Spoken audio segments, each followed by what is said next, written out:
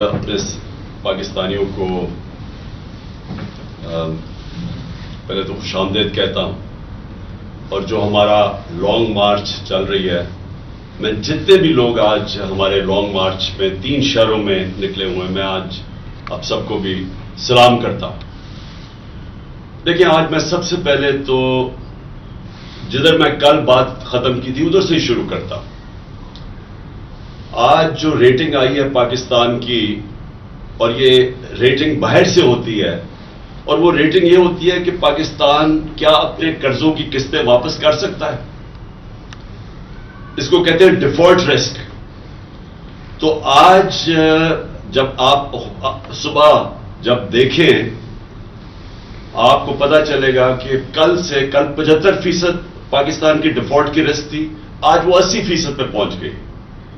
यानी कि बाहर के लोग, बाहर के बैंक्स, बाहर के सरमायाकार, उनको अब यह बताया जा रहा है कि जब 80% एक मुल्क की डिफॉल्ट की रिस्क का मतलब कि वो 80% चांस है कि वो अपने कर्जों की किस्तें वापस नहीं कर सकते, तो ये सारे पाकिस्तान के लिए लम्हा फिक्र है।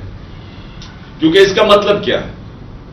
सबसे पहले इसका मतलब यह है कि कोई भी बाहर के बैंक, कमर्शियल बैंक पाकिस्तान को पैसे नहीं देंगे।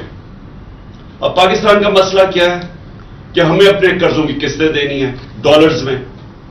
पाकिस्तान के पास डॉलर्स कम है और कम होते जा रहे हैं, क्योंकि जो बाहर से आमदनी आनी थी पाकिस्तान की एक्सपोर्ट्स के जरिए, जो हम जब छोड़ के गए थे, रिकॉर्ड एक्सपोर्ट थी 32 अरब डॉलर पे, और जो रेमिटेंसेस आती है यानी बैरून मुल्क पाकिस्तानी जो अपना पैसा भेजते हैं पाकिस्तान डॉलर्स में, वो भी रिकॉर्ड था 31 अरब डॉलर पे। तो वो दोनों एक्सपोर्ट्स भी नीचे आ रही हैं, बैरून मुल्क पाकिस्तान की रेमिटेंसेस भी नीचे आ रही हैं। तो आमदनी कम हो रही है, लेकिन जो कर्जे हैं वो बढ़ते जा रहे हैं। लेकिन हमारे पास जो कर्जों की किस्त देने के लिए अब हमें बाहर से कर्जे चाहिए, क्योंकि हमारी आमदनी है नहीं। तो अगर हमारी आमदनी नहीं है और हम बाहर से जब मांगेंगे कर्जे किस्तें वापस करने के लिए, तो बाहर के बैंक, जब उनको पता चलेगा कि 80% चांस है कि पाकिस्तान अपने कर्जे वापस नहीं कर सकता, तो बाहर के बैंक पैसे नहीं देंगे। और जब वो पैसे नहीं देंगे तो पाकिस्तान का खतरा यह है कि हम डिफॉल्ट कर जाएंगे। डिफॉल्ट का मतलब क्या है? मैं फिर कल भी मैंने बताया, मैं फिर आप सबको बताना चाहता हूं। डिफॉल्ट का मतलब है कि हम अब जब नहीं दे सकते अपने कर्जों की किस्तें, तो इसका मतलब कि सबसे पहले पाकिस्तान के रुपए के ऊपर प्रेशर पड़ेगा और लोग फौरी तौर पे लोग देखना शुरू हो जाएंगे कि पाकिस्तान का रुपया अब गिरेगा। तो जब पाकिस्तान का रुपया गिरेगा तो अभी से लोग डॉलर खरीदना शुरू हो जाएंगे। और इससे क्या होगा? अगर हम डॉलर खरीदना शुरू हो गए, तो जिसने फैक्ट्रियां बनानी है, कारखाने बनाने हैं, पाकिस्तान में लगाने हैं, जिससे नौकरियां मिलेंगी, दौलत में इजाफा होगा, तो वो रुक जाएगा। कि वो समझेगा कि मैं अपने, और खास तौर पे बाहर जो लोग बैठे हुए हैं, कि मैं अपने डॉलर पाकिस्तान के रुपए में क्यों बदलूं जबकि रुपए ने गिरते जाना है।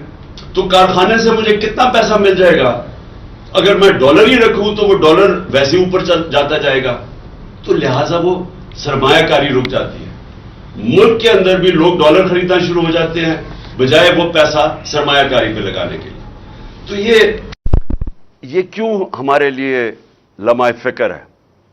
क्योंकि इसका मतलब ये कि पाकिस्तान अब उधर जा रहा है जिधर डिफॉल्ट होने की वजह से रुपए पे प्रेशर पड़ेगा, रुपया गिरेगा। जब रुपया गिरेगा फिर क्या होगा? महंगाई बढ़ेगी। तो आगे ही महंगाई आज ज्यादा है, तो जब रुपया मजीद गिरेगा तो और महंगाई बढ़ जाएगी, और जब महंगाई बढ़ेगी गुर्बत बढ़ जाएगी। 5 करोड़ पाकिस्तानी हैं जो गुर्बत की लकीर के नीचे हैं, और उसके ऊपर 5 करोड़ पाकिस्तानी हैं जो अगर इसी तरह महंगाई बढ़ती गई, जो बढ़ती जा रही है, तो वो भी गुर्बत की लकीर के नीचे चले जाएंगे। उसका मतलब यह कि 2 वक्त की रोटी नहीं खा सकेंगे। तो एक तरफ माइशत नीचे जा रही है, दूसरी तरफ मैं आपको बताना चाहता हूं कि आज ज़राअत में क्या हो रहा है। جو ہماری آبادی ہے دیہات کی آبادی اور تقریباً ہماری ایک تقریباً آدھی آبادی بالکل زراعت کے اوپر گزارا کرتی ہے. تو میں یہ آج آپ کو ذرا زراعت کی جو میں نے حکومت کی ایک کمیٹی ہے فائنانس کمیٹی آن ایگریکلچر, میں ذرا اس کی رپورٹ دینا چاہتا ہوں کہ انہوں نے اب وہ کیا کہہ رہے ہیں. وہ کہہ رہے ہیں کہ اس سال جو کپاس ہے وہ 25% کم ہوگی, 25% کپاس ہماری کم ہوگی, مکئی 3% کم ہوگی, گنا 8% کم ہوگا. جو پھر ہمارے لیے ایک آگے فکر کی چیز ہے وہ یہ کہ چاول 40% کم ہوں گے, یا اگلے سال چاول 40% کم ہوں گے, مرچیں 54% کم ہوں گی. اور یہ ہے ہماری اپنی گورنمنٹ کی فائنانس کمیٹی آن ایگریکلچر. اب یہ کیوں ہوا ہے, یہ کیوں کم ہو رہی ہیں؟ یہ اس لیے کم ہو رہی ہیں کہ اب ذرا آپ کو میں قیمتیں بتاؤں کہ ٹریکٹر کی پچھلے 5 مہینے میں جو ٹریکٹر کی سیل ہے وہ 45% کم ہو گئی ہے. اور پھر جو ڈی اے پی ہے, ڈیپ ہے, جو کہ کھاد ہے ایک, وہ 75% کم ہو گئی ہے. یوریا کھاد 8% کم ہو گئی ہے. پوٹاش کھاد 85% کم ہو گئی ہے. ڈیزل جو لوگ کسان خرچ کرتا تھا 22% کم ہو گیا. یہ کیوں ہوا ہے؟ ان کی قیمتیں بڑھ گئی ہیں. کیونکہ جو کسان استعمال کرتا ہے جو چیزیں جس کی وجہ سے پیداوار بڑھتی ہے, یوریا, ڈیزل, کھادیں, ان ساروں کی قیمتیں بڑھ گئی ہیں. کیونکہ ان کی قیمتیں بڑھ گئی ہیں, ہمارا اس وقت زراعت کے اندر یہ جو میں نے فصلیں بتائی ہیں یہ ساری ان کی جو پیداوار ہے وہ کم ہو گئی ہے. اور یہ زراعت کا حال ہے. دوسرا انڈسٹری, ہم جب چھوڑ کے گئے تھے تاریخی انڈسٹری آگے بڑھ رہی تھی 27%, آج وہ گر کے آ گئی ہے 7 مہینے کے بعد 1% پہ. تو جب انڈسٹری بھی نیچے آ رہی ہے, زراعت بھی نیچے آ رہا ہے, تو دولت میں تو اضافہ ہو نہیں رہا پاکستان کے, بلکہ دولت کم ہوتی جا رہی ہے. اور جب دولت کم ہوتی جائے گی تو قرضوں کی قسطیں کدھر سے واپس کرنی ہے؟ اب یہ سوچنا ایک گھر ہے, گھر کے اوپر قرضے چڑھے ہوئے ہیں, گھر وہ قرضے کیسے اتارے گا؟ آمدنی بڑھا کے اتارے گا. جب وہ گھر کے سارے لوگ مل کے اپنی آمدنی کے اندر اضافہ کریں گے تو وہ اضافی آمدنی کے ذریعے وہ قرضوں کی قسطیں واپس کریں گے. تو اگر گھر کی آمدنی کم ہو جائے وہ کیسے قرضے واپس کرے گا؟ اور جب وہ قرضے واپس نہیں کرے گا دنیا قرضے نہیں دے گی.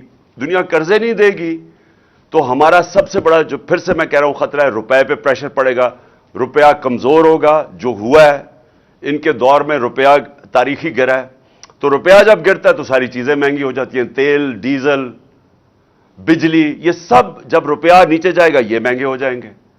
اور یہ مہنگائی جتنی بڑھتی جائے گی غربت بڑھتی جائے گی.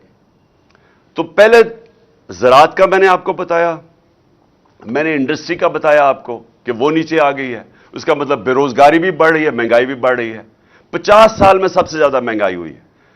اب عموماً تو حکومت کو فکر کرنی چاہیے, حکومت کی تو سب سے زیادہ زور لگنا چاہیے کہ جو معاشی بحران آ رہا ہے, یہ جو آگے تباہی آ رہی ہے, حکومت کو تو سارا وقت اس کے اوپر زور دینا چاہیے. لیکن حکومت کیا کر رہی ہے؟ حکومت سب سے پہلے یہ کوشش کر رہی ہے کہ ان کی جو کرپشن کے کیس ہے وہ ختم کیسے ہوں. یہ کبھی کسی ملک کے اندر ایسے نہیں ہوا کہ 1100 ارب روپے کے کرپشن کے کیس ہیں جو نیب میں پڑے ہوئے تھے, 1100 ارب روپے کے.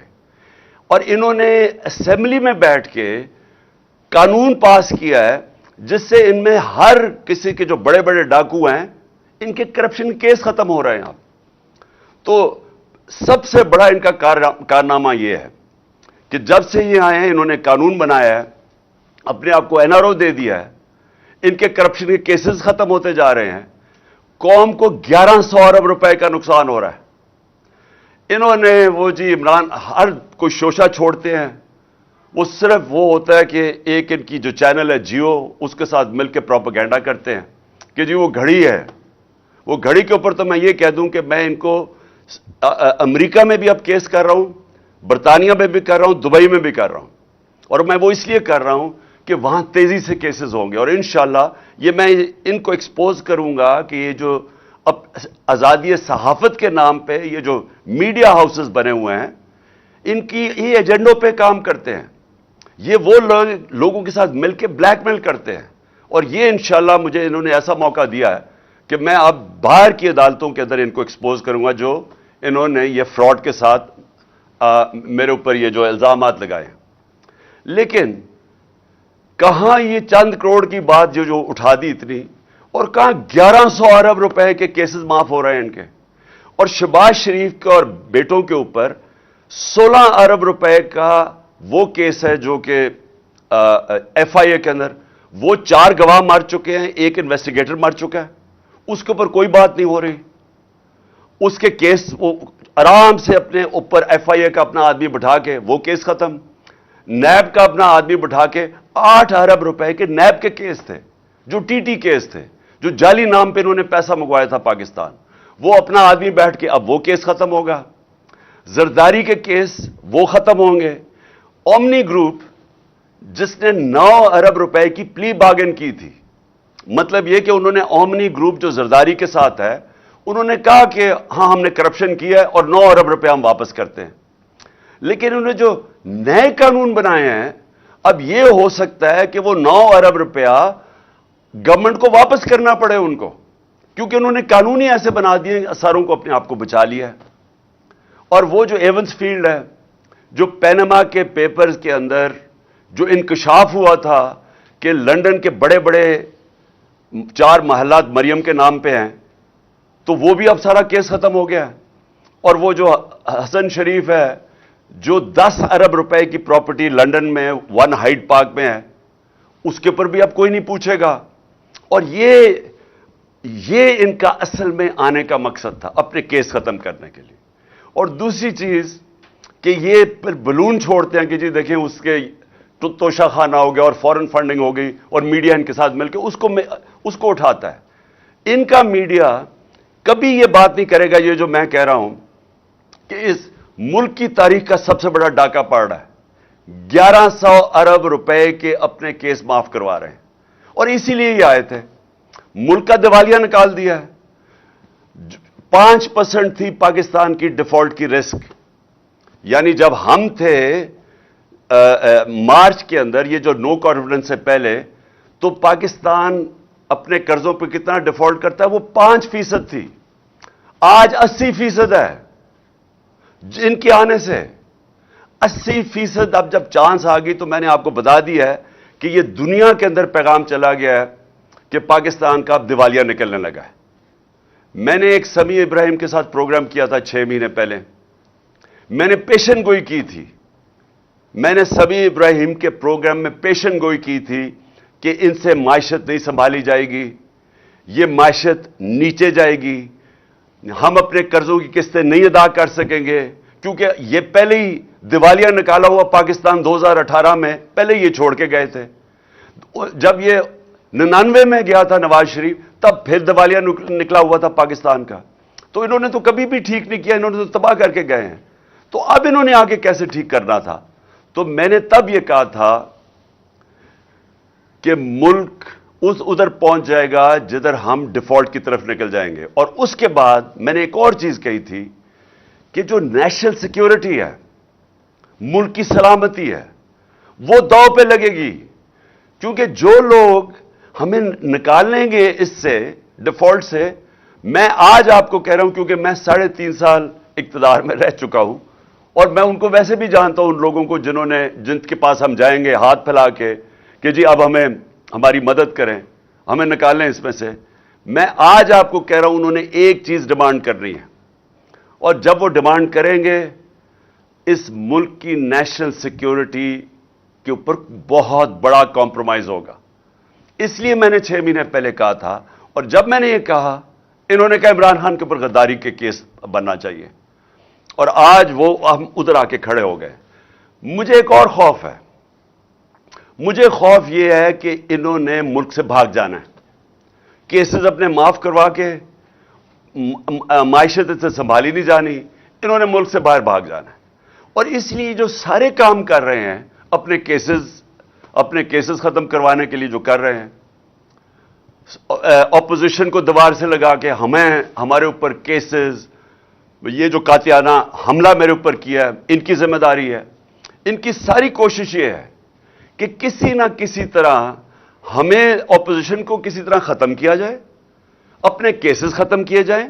اور یہ جو اب قانون بدل رہے ہیں، آرمی ایکٹ بدل رہے ہیں، صرف ان کا ایک مقصد ہے کہ کسی طرح ہم آرمی چیف بھی وہ لے آئیں جو ہمارے ایجنڈا پہ کھڑا ہو جائے، جو ہمیں تحفظ دے، جو ہمیں بچائے. تو ساری کوشش یہ ملک کے لیے نہیں ہے، یہ سارا مقصد یہ ہے کہ ہم کسی طرح جو ہم نے 30 سالوں میں جو چوری کی اور خاص طور پہ پچھلے 10 سال میں، ہم کسی طرح اس کو بچا لیں. جب میں پرائم منسٹر بنا تھا، میں نے پہلے دن اپنی قوم سے جب خطاب کیا تھا، میں نے یہ ایک چیز کہی تھی کہ ان کے مفادات اور پاکستان کے مفادات دونوں تضاد میں ہیں. اگر یہ رہ گئے، یہ پاکستان کو نقصان پہنچائیں گے. اور اگر پاکستان نے آگے بڑھنا ہے تو ان لوگوں کو قانون کے نیچے لانا پڑے گا، ان کو NRO نہیں دینا پڑے گا. 3.5 سال میں کہتا رہا کہ میں NRO نہیں دوں گا کیونکہ ملک سے غداری ہوگی. آج یہ ملک سے غداری آپ کے سامنے ہو رہی ہے، قوم کے سامنے. کوئی ان کو فکر نہیں ہے کہ ملک کسان تباہ ہو گیا، انڈسٹری بند ہو گئی، بے روزگاری بڑھ گئی، 50 سال میں سب سے زیادہ مہنگائی ہوگی. یہ ان کا کنسرن نہیں ہے. ان کا صرف یہ مقصد تھا کہ پہلے یہ ان کے کیسز ختم ہوں، اس کے بعد اپوزیشن کو کسی طرح ختم کیا جائے. اور پھر ان کا کبھی مقصد آرمی چیف کو اپنا آرمی چیف لانے کا یہ نہیں ہے کہ وہ آرمی کے ادارے کو مضبوط کرے گا، وہ پروفیشنل ہوگا. میں آرمی کے ان کے اوپر جو بھی کنٹینڈرز ہیں ان کے اوپر بات نہیں کر رہا، میں ان کی نیت کے اوپر بات کر رہا ہوں. میں ان کو 40 سال سے جانتا ہوں. انہوں نے آج تک ملک کے لیے کوئی فیصلہ نہیں کیا. ان کے سارے فیصلے ہوتے ہیں اپنی ذات کے لیے، اپنی فیکٹریوں کے لیے، اپنی چوری کے لیے، اپنے جو محلات باہر بچانے کے لیے. تو مجھے جو خطرہ ہے وہ یہ کہ یہ سارا کر کے جس طرف ملک جا رہا ہے، یہ ملک سے بھاگیں گے، یہ پھر سے ملک چھوڑ کے بھاگیں گے. اور ایک ہی طریقہ ہے ملک کو اب مزید تباہی سے بچانے کا، اور وہ ہے صاف اور شفاف الیکشن. اس کے علاوہ کوئی دوسرا طریقہ نہیں ہے. اور یہ جو ہماری مارچ ہے، یہ صرف یہ ہے، قوم بتانا چاہتی ہے، قوم ایک پیغام دینا چاہتی ہے. یہ جو مارچ کے ذریعے قوم یہ بتانا چاہتی ہے کہ یہ جو لوگ 30 سال سے ہمارے اوپر مسلط ہوئے اور لوٹا انہوں نے، قوم اب ان کو نہیں ایکسپٹ کرتی. قوم ان کے ساتھ متحد ہے. الیکشنز میں بار بار قوم نے بتایا کہ ہم ان کے ساتھ نہیں کھڑے. 37 الیکشنز بائی الیکشنز میں سے 29 جیتی ہے تحریک انصاف. جب ان کے ساتھ پورے اسٹیٹ مشینری بھی کھڑی تھی، ساری جماعتوں نے مل کے ایک ٹکٹ پہ الیکشن لڑا. جو اسٹیبلشمنٹ تھی وہ بھی ان کے ساتھ کھڑی تھی. اس کے باوجود یہ ہارے ہیں کیونکہ قوم نے پیغام دیا کہ آپ جو مرضی کر لیں، ہم آپ کو کبھی تسلیم نہیں کریں گے. اور یہ جو انہوں نے آخر میں یہ جو کوشش کی، جو مجھے قتل کرنے کی، اس کے پیچھے کیا ہے؟ یہ سمجھ بیٹھے ہیں کہ اب ان کو جو مرضی کر لو، آپ کیسز، ڈسکوالیفیکیشن، دہشت گردی کا کیس، یہ جو مرضی کر لیں. ان کو پتہ ہے کہ یہ اب تحریک انصاف کو نہیں روک سکتے. لہذا کوشش یہ ہے کہ کسی طرح عمران خان کو راستے سے ہٹایا جائے. اور یہ جو واردات کی گئی تھی، یہ ان 3 لوگوں نے کی تھی. یہ 3 لوگ اس کے اندر شامل تھے اور میں نے تینوں کے نام دے چکا ہوں، جس میں شہباز شریف، یہ جو ہے رانا ثناء اللہ، دونوں ماڈل ٹاؤن کے اندر دونوں نے دن دہاڑے لوگوں کو قتل کروایا تھا. ابھی تک کیس پڑا ہوا ہے. اور اگر کاش کہ اس کیس کا اگر فیصلہ ہو جاتا تو یہ ان کی جرت نہ ہوتی آگے یہ کرنے کی. اور مجھے یہ بھی شک ہے کہ وہ جو 4 گواہ رمضان شوگر مل میں، یہ جو FIA کے کیس میں 16 ارب کے کیس میں جو وہ گئے اور جو ڈاکٹر رضوان گیا، اس کے اوپر بھی تفتیش ہونی چاہیے کہ کیسے ان کی آتے ساتھی یہ سارا ان کا کیس ہی ختم ہو گیا کیونکہ سارے گواہی ختم ہو گئے اور وہ انویسٹیگیٹر بھی مر گیا. تو ان کی ہسٹری ہے, انہوں نے یہ جو میرے اوپر واردات کی یہ ہسٹری ہے. اور یہ جو فیصل تھا یہ بالکل ان کے ساتھ ملا ہوا تھا. اور میں انشاءاللہ یہ چیف جسٹس سے ڈیمانڈ کرتا ہوں کہ جب بھی آپ انویسٹیگیٹ کریں گے, کیونکہ انویسٹیگیشن تو اب صرف چیف جسٹس کے نیچے ہو سکتی ہے, یہ ثابت ہوگا کہ یہ تینوں نے مل کے یہ پلان کیا تھا میرے اوپر, اور صرف اس لیے کہ کسی طرح یہ عمران خان راستے میں کھڑا ہے, این آر او یہ نہیں دیتا, یہ ہماری کرپشن کے اوپر پیچھے نہیں ہٹے گا, تو اس لیے اس کو راستے سے ہٹایا جائے. تو قوم کو آج میں یہ کہنا چاہتا ہوں کہ یہ ہے فیصلہ کل مرحلہ اس قوم کا. یہ جو ہماری مارچ ہے, یہ جو وقت ہے پاکستان میں, انگریزی میں اس کو ڈیفائننگ مومنٹ کہتے ہیں. ہماری تاریخ کے اندر یہ وہ وقت آ گیا کہ ہم اپنے ملک کا راستہ بدل سکتے ہیں. اگر قوم جب کھڑی ہو جاتی ہے, جب قوم فیصلہ کر لیتی ہے کہ ہم نا انصافی نہیں برداشت کریں گے, ہم ظلم نہیں برداشت کریں گے, وہ قوم اپنے آپ کو آزاد کر دیتی ہے. اور اللہ نے اس کو جہاد کہا ہوا ہے کہ ظلم اور نا انصافی کے اوپر اس کا حکم ہے ہمیں کہ آپ کھڑے ہوں اس کے خلاف.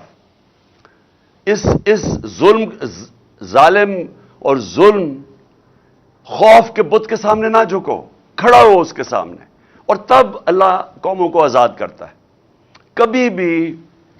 کبھی بھی وہ قوم جو نا انصافی کو برداشت کر لیتی ہے اور اس طرح کے چوروں کو اپنے اوپر برداشت کر سکتی ہے, کبھی اس قوم کو کوئی مستقبل نہیں ہوتا. وہ مقروض ہی رہتی ہے, وہ ہمیشہ غریب ہی رہتی ہے. وہ قوم, اس کا کبھی پرواز اوپر نہیں جاتی. اور ہمارا ملک تو بڑا ایک عظیم خواب کا نام تھا. ہمارا وہ خواب تھا جو ہم نے ایک مثالی اسلامی فلاحی ریاست بنانی تھی مدینہ کے طرز کے اوپر, اور ہم نے وہ اصولوں پہ کھڑا کرنا تھا جس کا سب سے بڑا اصول عدل اور انصاف تھا. اور ہم اسی اصول سے بہت دور چلے گئے ہیں, اور اسی وجہ سے آج ہمارا ملک ترقی نہیں کر سکا. تو اس لیے یہ جو مارچ ہے, حقیقی آزادی کی مارچ, یہ دراصل ہم اپنے آپ کو انصاف کے ذریعے آزاد کرنا چاہتے ہیں. یہ جو طاقتور ہے, جو قانون کے اوپر چلا جاتا ہے, وہ سمجھتا ہے کہ اس کے نیچے قانون ہی نہیں ہے. میں پاکستان کا ex prime minister F I R نہیں درج کروا سکا کیونکہ وہ طاقتور ہیں. تو اگر ملک کا ایکس پرائم منسٹر, سب سے بڑی پارٹی کا سربراہ, قاتلانہ حملہ اس کے اوپر ہوتا ہے, اگر وہ ایف آئی آر نہیں درج کروا سکتا, تو اس ساری عوام سے میں پوچھتا ہوں, آپ کے ہاتھ میں کیا ہے؟